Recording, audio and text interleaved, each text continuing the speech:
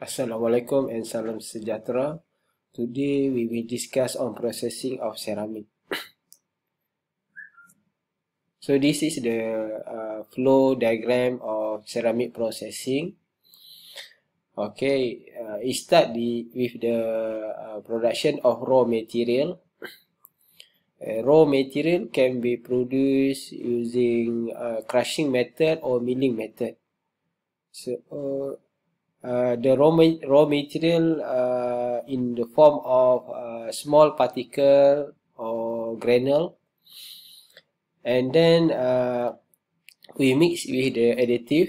Either we mix with the binder, lubricant, wetting agent, plasticizer, and then we blend and mix the raw material.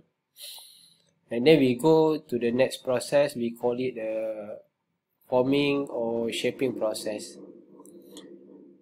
There are many methods in forming process which we can apply for ceramic. The first one is we can use a slip casting. And then we can also apply extrusion, pressing, or injection molding. All these process used to form or to shape the ceramic part. After forming process, the product will go to the next process. We call it the drying process. Here the moisture inside the ceramic part will be removed. The part after drying process, we call it a green part. Green part after the drying process part, we call it as a green part. It's not mean the part is in green color. Green part means that the part have a lower strength. And then the green part will go to the next process. We call it the firing or sintering. So here the part will be heat at a high temperature in the oven or furnace. The objective of firing or sintering is to increase the strength of the part. So here where the each particle will bond to each other and develop the strength of the part. And then after firing or sintering, it goes to the last process, is a finishing process. In the finishing process, we can apply machining to improve the properties, to improve the dimensional accuracy of the part. And also we can apply grinding process to improve the surface quality, and also the lapping in order to improve the surface. Okay, I hope you remember all these stages in ceramic processing.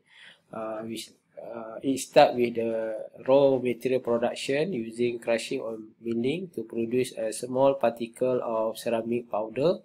And then we go to the next process, is a shaping to form the part, to form the ceramic part. And then we need to remove the moisture of the part using a drying process. And then to increase the strength of the ceramic part, we apply the firing or sintering, heating the ceramic part at the high temperature to increase the bond of ceramic particle. And then last is a finishing process to improve the dimensional accuracy and also the surface quality.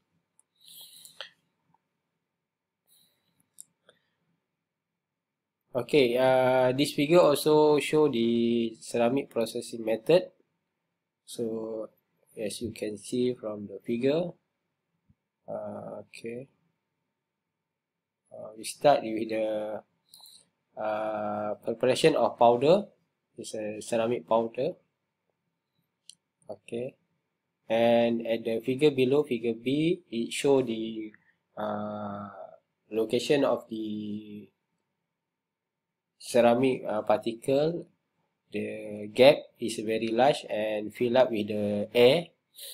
And then the second process, we apply the shaping process to form the ceramic part. Okay, and here part is wet. There is a moisture content inside the part. From the figure B, we can see that the gap between the ceramic particle is filled up with the water. And then stage number 3 is a drying to remove the moisture.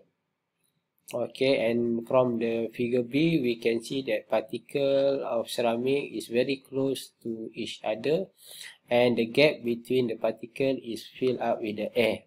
So it means that no water inside the part. And then stage number 4 is a firing process. We expose ceramic part to the high temperature, and then it will increase the bond of each particle. Okay, you can see from the figure B. So the gap or distance between the particle is very close and intact to each other. Okay. Thank you very much. Later videos we will discuss on the different method in shaping process.